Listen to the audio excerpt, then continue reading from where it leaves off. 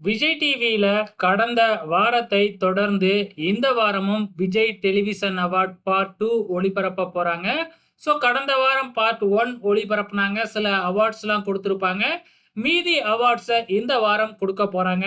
இதுல ஒரு முக்கியமான அவார்ட் என்ன அப்படின்னு பார்த்தீங்கன்னா, ஃபேவரைட் ஜட்ஜஸ் அதாவது சிறந்த நடுவர்கள் அப்படின்னு சொல்லி ஒரு அவார்ட குடுக்குறாங்க. யாருக்கு குடுக்குறாங்க அப்படின்னு பார்த்தீங்கன்னா, குக் வித் கோமாளியோட நடுவர்கள் செஃப் தாமு மற்றும் மாதம்பட்டி ரங்கராஜ் இவங்களுக்கு தான் வந்து பாத்தீங்கன்னா ஃபேவரட் ஜட்ஜஸ் அப்படிங்கிற அவார்டை கொடுக்குறாங்க.